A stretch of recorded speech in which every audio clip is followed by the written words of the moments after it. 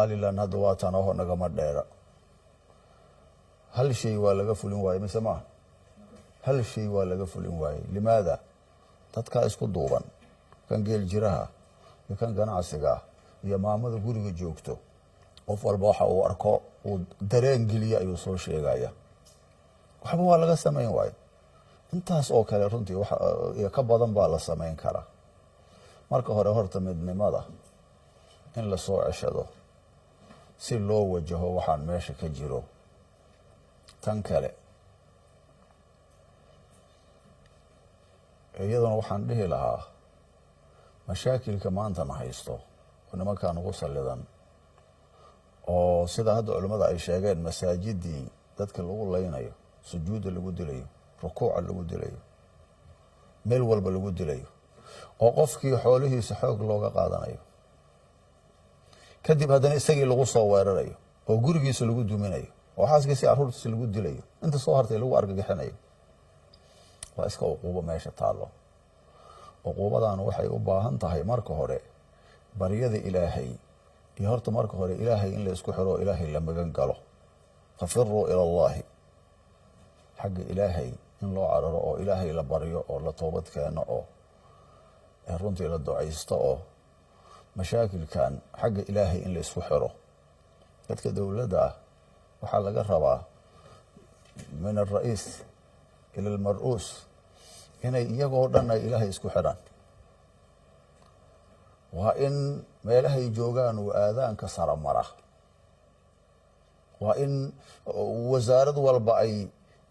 aadaankii ka yeeraahoy jamaacada ku tukataa salaada waa inay iyagu noqdaan dad ilaahay ku xiran markaasaa baryadoodana la ajiibi doonaa insha allahu tacaala taas marka la sameeyo xagga ilaahay loo cararo la midoobo wixii suuragal ahba loo diyaar garoobo waxaa dhici doonto waxaan mashaakilkan noocaana sida ma og tahay cajiinka xabadda tinta looga saaro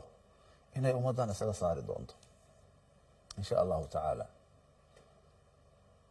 taasna waxaan dhihi lahaa sidaas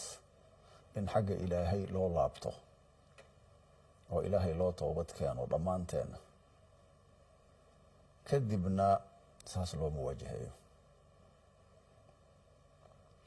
iyaga waxaan leeyahay war qofku hadduu nool yahay horena waan u iri kelimadaase meeshaan baa maka eriye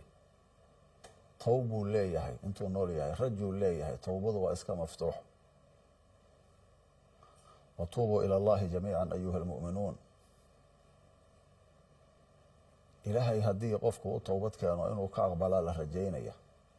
laakiin qofka aakhir laxda min xayaatihi daqiiqadii ugu dambeysay hadduu 100 nafood 200 uu sahaydo uu sii qaato wax towbo oo ka horeeyana aanay jirin xaaladiisu ma sahlana iyagana waxaan leeyahay war waxaan sax ma ahane waadna ogtihiin towbad keena oo iska dhaafa iskaga soo baxa waad badbaadaysaan insha allahu tacaala adduunya aakhiraba ninka idin soo diray qaar badan oo idin soo diro anigu aan garanayo ilmahooda muqdisho ay joogaan jaamacaday dhigtaan dugsiyo saray dhigtaan nolol fiican bay ku nool yihiin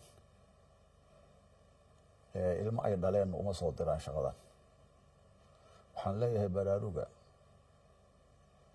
haddeer toobad keena ka imaada ummaddiina dib ugu soo laabta weli fursadaa jirto ayaan leeyahay